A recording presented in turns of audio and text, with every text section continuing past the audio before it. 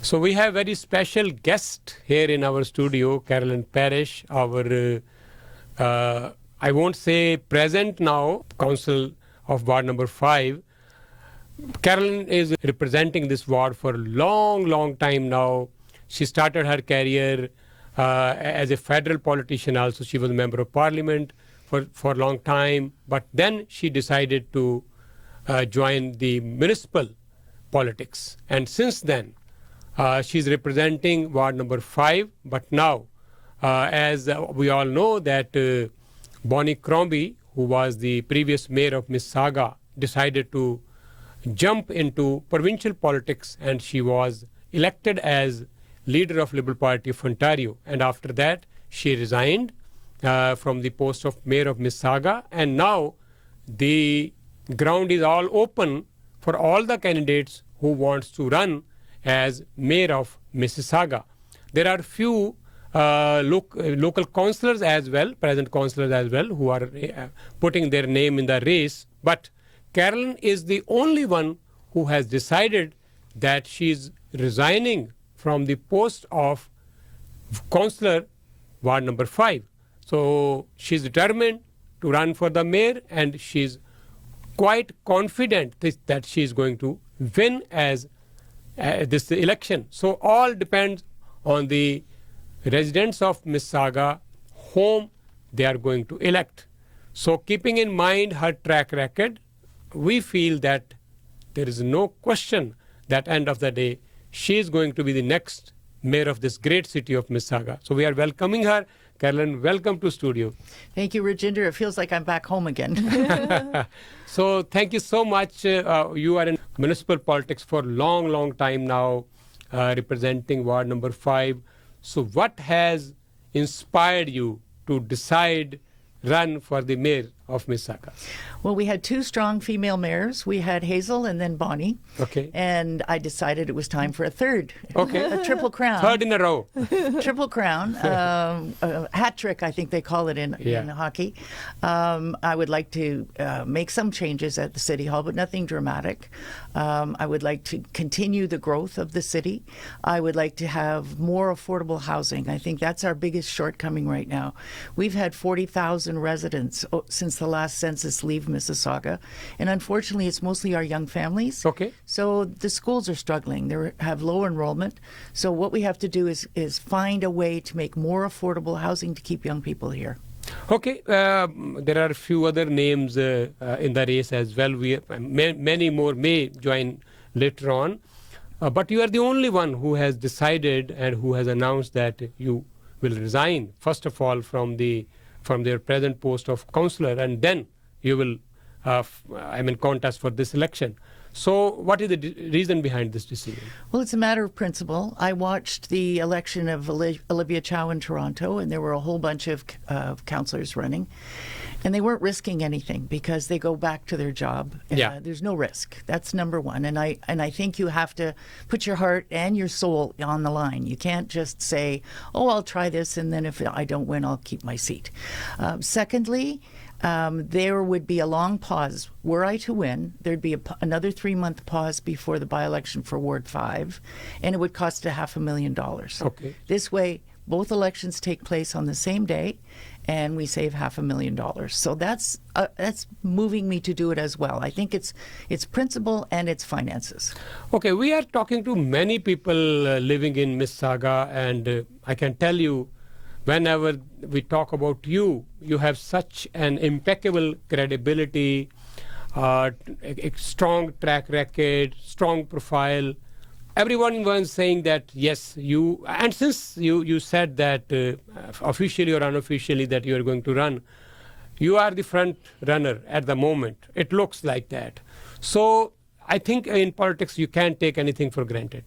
No, absolutely not. I kind of am uncomfortable with front-runner status because then all the other ones go after you. I think you become a bit of a target and people watch you more closely. I don't mind the public watching me closely. I'm very proud of all I've done. I've been 13 years a councillor and 13 years a federal member of parliament. Yes. And I've been pretty open and above board and very strong in my commitment to people who need help and also very strong in policy. And I feel I have the experience to do this job now. Okay, and Malton, talking about Malton, we know that since you were elected as first time as councillor from Ward 5, Malton was your always a priority. So I'll ask Meenakshi to... Yeah, commuting through Malton, getting stuck at the railway crossing for more than half an hour was such a nightmare. And congratulations, finally the bridge is being constructed. And by what time do you think, by what's the timeline on the bridge? Well, people are being very cooperative in Malton, and they've agreed to not put a detour in, to actually stop the traffic. Yeah. So that speeds the building up. It goes twice as fast, and it's much less expensive because it is going fast. So I did a few group meetings, and I said, how do you feel about closing the road completely? And they were fine with that. So that was a 30-year wish for Malton. Yeah. I got stuck there myself once, 27 minutes, and I just about had a fit. Yeah. So then I called Queen's Park. I was told the province owned the land on the Brampton side. So we had to dig around and find out why they owned it. It was some businessmen had not been paying their employment taxes, so the province confiscated it, and then they had to sell it in a tendering process, in bids. So we finally got it purchased, got it ready to go. Brampton is being super cooperative. 2 cities are putting in half the money each, and it's full steam ahead. And every time I drive into Malton now, I go up and look at it. You can't see much. You can see Yeah. fences, Yeah. there's machinery, but that's okay. It makes me happy just to look at it. Yeah. Because I have been stuck over there many times while taking the kids to school or coming back, and sometimes you're stuck to a point that you cannot just go make a U-turn or reroute. So it's it would be saving so much of time of people all around. So it's a good thing. And talking about schools and all that, the youth in Malton, I understand that there are hubs being created. So what kind of work is being done for the youth over there? Well, the most, I would say, in my 30 plus years in politics, my proudest moment was opening the youth hub behind Lincoln Alexander School. Oh. What happened was there was an old swimming pool in there that they couldn't repair anymore. Mm-hmm. And I asked, why are there chains on the doors? Are there lions and tigers in there? And they said, no, there's a dead swimming pool. We can't use it. And across the road, they built a new swimming pool in the community center. So I put my head to it, and my heart and my strength and my willpower, and I got $6 million out of the region. I got $5 million out of the city, and I'm ready to go. We're building this hub. It's going to be strictly for youth, no adults allowed except for the people that run the place. And then we had COVID. So then they came to me and they said, we can't do the mezzanine floor. The mezzanine, the ground floor has ballet studio. It has a recording studio that would make you proud. You must go and look at it. Designed by Metalworks. It's got a fabulous youth room with games and ping pong and everything they want to do. It's got a huge double-story atrium. Looks out on the new track going in the back, the artificial turf. So they said no more mezzanine. And mezzanine was where we're going to have counseling, anti-drug counseling, health counseling, mental health, how to write a resume. And so I said, well, why? And they said, because we're now 1.7 million short. Mm-hmm. I said, well, let me raise the money. And they looked at me and they said, okay. I said, how long do I have? And they said, you have exactly 6 weeks to get half of it in. So I accidentally went to see a developer on a project he was building. And he was on the phone to Trillium Health. And he was pledging $44 million for a new wing on the new hospital. So when he got off the phone, I said, could you give them 43? And he looked at me, he said, why? I said, I need $1 million today. Right. So he said, why? So I showed him the plans. He wrote me the check. Oh, my God. And he still is giving $44 million to the hospital. Wow. So right now we have 1,480 odd kids signed up with little membership cards. Since October, they've had 28,000 visits. And at lunchtime, we have a lot of kids, unfortunately, in Malton that have no breakfast, no lunch. Right. So we're feeding 250 kids a hot lunch every day. Their friends who do have lunch come with them, so it's very social. So they eat with them. That's right. Right. And we named it after Jonathan Davis, who was the young man that was shot in the middle of that crossfire thing. He was just coming out of the building. And his sister is on the board of directors. The board of directors is 10 students from Lincoln, 10 students from Ascension, and it's beautiful. Wonderful. Good, Carolyn, good work. I think that this is another feather in your cap. I mean, and you're so proud of that. We are also equally proud of that. Talking about Malton, actually, superfan Nab Bhatia was supposed to join us. He talked to me yesterday and he said, I told him that you will be on our show. So he said, I will definitely join you guys. But somehow I think he's busy with some other appointments. But he said, you must talk about the whatever you have done at the Paul Cafe Arena. Well, what Nav came to me and he wanted to build a full-size NBA court outdoors. Yeah. And he doesn't want it booked by the city. He wants it open every day for the kids to use. So we had 3-on-3 courts there. We had 4 of them. So we looked at it and he said, I'll take the whole thing on. He gave us a giant check and then the city put in matching, if not a little bit more. Yeah. And we now have 3-on-3 courts, a full NBA court, and it's packed all the time in the good weather. It's in his colors, superfan colors. His portrait is on the fencing. And the amazing thing is, we've never in 4 years had any vandalism there. Oh, that's beautiful. And he said there's a court that Canadian Tire owns in Vancouver, and they said, could you come and put your name on it? Because we're fixing things every week. It's getting vandalized every week. Oh. And he said, nothing in Mississauga, nothing in Malton has been touched. We've not had one thing done there. The kids just love it. Okay, so we are talking to Carolyn Parish, who is running for the mayor of Mississauga. When are the elections, Carolyn? Not until June the 10th. It's a long way off. So no date yet? Long way off. Long way off. But any tentative date or a time you have in mind? I mean, first week of June or any No, they date? said June 10th. They said. Yeah, they it's said. set already. But they have to send a notification for that. Yes. So June 10th is going to be the date to elect the new mayor of Mississauga. And maybe at the same time you will be electing the new councillor for Ward number 5 if it goes well. But anyway, we are talking to Carolyn Parish. What are her priorities if she is elected as the next mayor of this great city? She has already told us that after Hazel, the first woman, the long time serving mayor of Mississauga, then came Bonnie, and now, is it the third woman we will be having as the mayor of Mississauga? Let's see, but as we all know that she's a hot favorite. You are very well known and liked and admired in the South Asian community as well. So Mississauga is a multicultural city. We all know that. So keeping in mind that, and you too from a family of immigrants who came all the way to Canada. So anything you want to say about the fabrics of the city? It is one of the most peaceful multicultural cities in the world. Celebration Square is jammed from the end of April to the end of October with various festivals, all different ethnic groups. And it's packed with people coming in to sample food, watch the entertainment. So that tells us it is a wonderful city in which to live.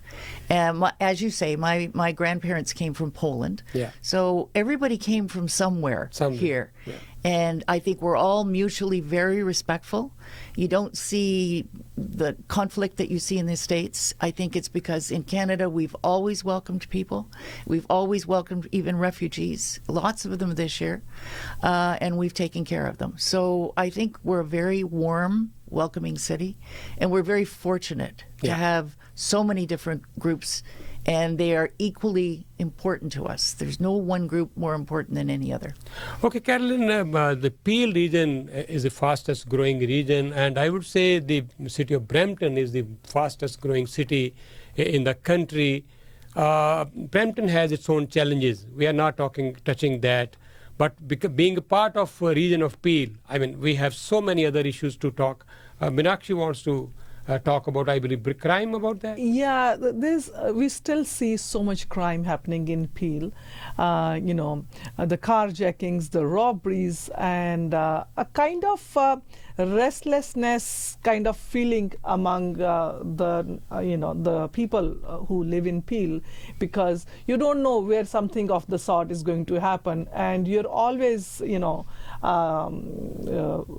Scared and worried. You're always worried you doubt people when you're walking on the street. You see somebody coming close to you, you're coming out of your car, you check around whether you have parked in a parking lot, you're going to mall, or you're at your own home, parking inside your homes. So people, there's a sense of insecurity in people. So how do you think you are going to deal with the increase in crime in Peel? The increase in crime is primarily car theft and break-ins. Yeah. Now, the break-ins, we've just increased the police department. They asked for another 150 police officers, and the budget was granted. The carjacking is a bigger problem, and I hate to blame the federal government, but I'm going to, because they've got to step forward. If you look at carjacking in the United States, it's 1/100th of what we have here. We're the carjacking center of the world. Yes. And it's because in the United States, every port that ships out containers goes through a scanner. Here, we have maybe 1% of our cargoes. Yeah. And Patrick Brown has talked about this. This is an obsession with him. He's doing a really good job publicizing it. So we need to get scanners at Montreal and at Vancouver shipping yards. Yeah. And that has to happen, because right now about 1% of the cargoes get checked. Now, if you go through a scanner and you see stacked cars in there, you open it, you looked at the documentation that goes with it, and you take those cars out of there. So once we can close that down, secondly, especially the luxury cars, those cars should be outfitted so that you can't steal them. Right. Little cars in Italy. My kids were there this summer, and you need a second little plastic key, and you put it in the under the steering wheel. It locks the steering wheel and it locks the brakes. So you can't steal it. Such an easy solution. The easy solution is, particularly as I say, luxury cars are charging their owners a lot of money. They should be putting in the safety features that they can't figure out how to break. Yeah. So the scanners, number one. Number two, the manufacturers have to be forced by. I don't think they've upgraded the conditions for safe cars since 2007. So they have to go back and say, okay, we're in a modern age now. Guys can just do all kinds of things and take your car. Yeah, digitally they can do anything. That's right. And a lot of the break-ins they're getting very bold, and if they can't get into your car, they break into your house to get the keys. Right. And most people put their keys near the front door. Yes. Of course, yeah. I don't. I keep them in the middle of my kitchen. Yeah. And people have been told to put the keys in the Faraway box or things like that. And I have also seen people complaining that they put that bar thingy on their steering wheel so the car is not stolen, but they can still steal the cars. Yeah, they can take them with the tow truck. Yeah. Where there's a will, there's a way. Yeah. And anyway, this is not the word we were. When we come to this country, we have dreamed that we are coming to a country where everyone is safe, secure, peaceful country. It was, but not anymore. But again, where there is a will, there is a way. So people like Carolyn or anybody who wants to deal with this situation in a better way, they have solutions. We need everyone to come forward so that yesterday we had a very big rally organized by the Conservative Party, and Mr. Pierre Poliver had lots of solutions regarding these issues. But anyway, coming back to municipal politics again. Can I add just one comment? Yeah, go ahead. We're still one of the safest cities in Canada. Yeah. Despite all this. Yeah. It's getting a lot of publicity, but we are still rated as one of the safest cities in Canada, Mississauga. Wonderful. And sorry I interrupted you. No problem. And before we go, last question. You have to bring growth to the city, development to the city. You need always funds for that. And there is another challenge that you want. The last thing you want to do is increasing the tax. So keeping these things in a balanced way, what are your plans? My plans are to never tax more than you absolutely need and to prioritize things with the citizens' priorities, not ours. So I looked at our average tax increases over the last 20 years. We've increased on an average 2.3%. And Brampton is 1.9% with 4 years no tax increase. Yeah. So we're pretty in balance. And Bonnie Crombie did a good job with budgets. She increased moderately every year so that you don't have a big year where you have to go up 16% like Toronto went up 9%. Yeah. We won't have a year like that. Okay. But my promise is it will the money will always be spent as though it's my own personal money. Okay. Very carefully. Okay, Carolyn, as I said that you have a very strong track record and you're well known in the city. You have always prioritized to serve the people, and I think you have all those skills, qualities which we need from a good mayor of this great city. But end of the day, it's a decision of the people of Mississauga. So I think you will please keep coming. We can't discuss all the issues in one interview, but anything you want to say at the end of this interview. I just want to thank you very much personally. No problem. I've spent 9 years in Malton, and every time I needed to get a message out or to talk to the public, you were always willing to have me here. So I really appreciate your support. You're always welcome. And have you set up your campaign office yet, or you're in process of that? No, we're my husband's down there right now vacuuming the carpets and cleaning the chairs. Okay. It's 720 Burnhamthorpe. Okay. But actually it's slightly around the corner. It says it's Burnhamthorpe, but it's off Mavis right across from Metalworks. Okay. So we'll provide all the information about her campaign office, anything you need. And if you want to volunteer for her, definitely we will provide you that information as well, because definitely she needs a lot of people to help her.